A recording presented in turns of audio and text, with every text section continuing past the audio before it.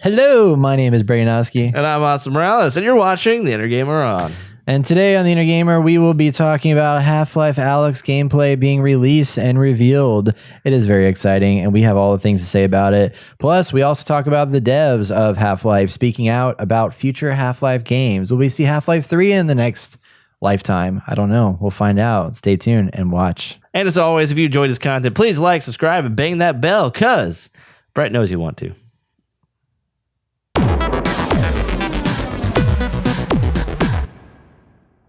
Hell yeah. So Half-Life Alyx released gameplay, Yes. a lot of it actually, and then the devs speak out on future Half-Life games, having started working on this. So this is very interesting. The gameplay itself, so they revealed about 10-ish minutes of gameplay where you can see your character going through this like dark corridor that's like run down space, and you're like fighting bad guys, shooting around corners. And it really showed off the gravity gloves in this instance, which are awesome. And I love the mechanic of just being able to like reach out and like pull things towards you with it. Mm-hmm. It's actually similar to the feeling that I got playing as the Jedi in the Vader Immortal, because there's a part where I get force powers, and I can reach out and like pull rocks towards me and stuff like that, and just have them float up in the air. Force powers. Yeah, it's pretty awesome to have that experience. So this one, it's cool seeing that utilized. And there was a part where like she's walking through this area, and then she looks down. There's bad guys down there, and she's just like, "Up, bye-bye," and drops like a grenade, and it drops down there, and it has that really satisfying little ding that the grenades in Half-Life had, where it's like a high-pitched, it's just hearing these sounds from Half-Life that are so iconic and just unique to this game specifically. Right. So good. Look out. But have they redone these sounds so they're a little more like dynamic? That's what I'm curious of, because I hear some, but I'm like, did they redo them, or is it just the same old sound? It sounds better quality, you know. Well, I'm sure it's better. Yeah, I'm sure it's like higher quality and stuff like that. But I like hearing the classic sounds of what we're used to hearing. Like the I can't describe them very well, but like there's like these like high pitched pings and stuff that make noise. Just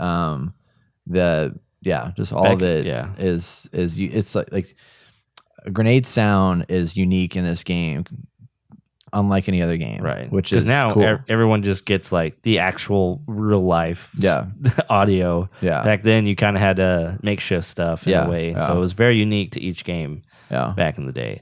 But yeah, man, I'm excited for this. But the one thing I have an issue with is that I want a giant room to walk around in. I feel like I need that. You know what I mean? Like this game is just too good to be limited to a very small play area. Well, yeah, and so what I'm really curious about, because they showed in one of the gameplay videos the movement, which is the teleportation. They're like, you have the teleportation thing where you press the button, you teleport to that spot, and you like transport there. But then there were some segments where they were showcasing your character was moving, but you weren't teleporting, and I didn't know how your character was moving. Like, is it auto walk where like your character is like that's a cutscene kind of thing, or is your character, are you able to move small increments of space without having to like teleport?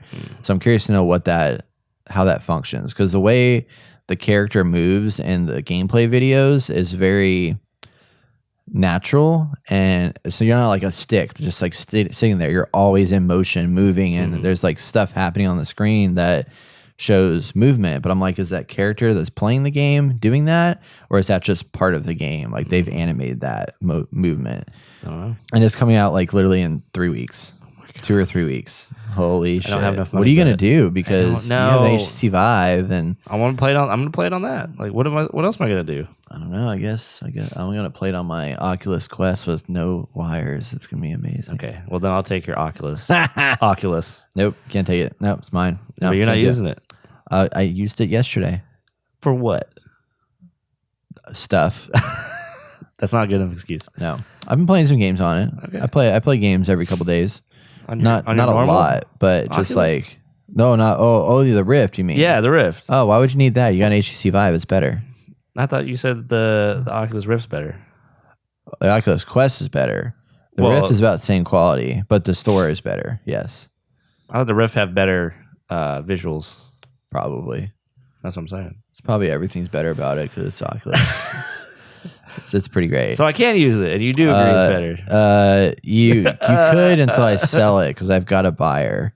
So sorry.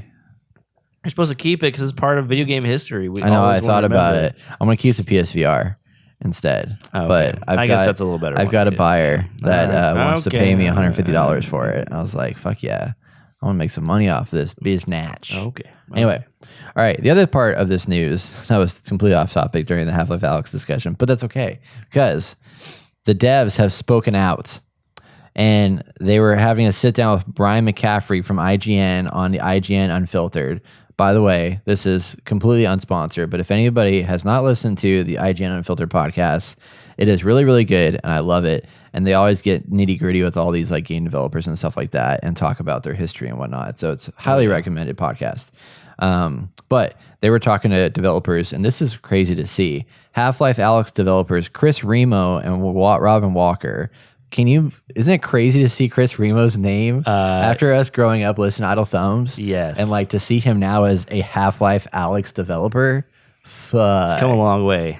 But at what price? Yes. He lost his game, or his game is currently on hold, which sucks. Yeah, I mean, he's working on Half Life Alyx, so that's pretty cool. I mean, I'm sure he's pretty excited about it. I'm just saying, man, throwing shit out there. But so they were talking to Ryan McCaffrey, and they were asked, now that Alyx is complete, are they done with Half-Life for the time being or energized to make more games in the universe? And Chris Remo said, quote, I think much more the latter than the former for sure. It's really clear that people in the studio really, really like working in this universe and have really enjoyed making this game. And like, why wouldn't you? You know, it makes a lot of sense. As someone who's only been at Valve for a couple of years, it's sort of amazing to come into contact with all this stuff that I recognize so deeply, but see what it means in a modern context. That's incredibly exciting and paints all kinds of pictures. They're all hazy pictures. I don't know what they all are, but it feels like people are very excited about the Half-Life universe for sure. And then Walker went on to say, hopefully everyone likes the game and they want more of it. I can only really echo what Chris said. We really enjoyed building this. It was a heck of a lot of fun to go back and deliver on what hopefully everyone wanted from us. Well, it's not Half-Life 3, but you know, it's okay.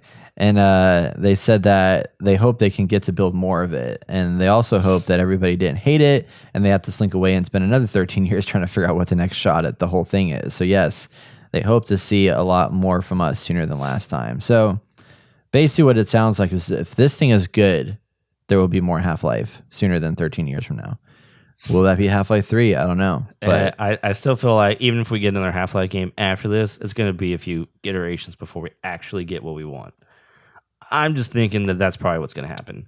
Because there's still a lot of stuff to explore, you know? I still want them to finish that freaking stupid cliffhanger that they left me on at the end of episode 2 or whatever. Yes, please. Where it was it was so exciting because we were going to go out to like the freaking middle of nowhere ice world and go to the Aperture Laboratories and all this stuff was going to happen. And I was like, man, that's good.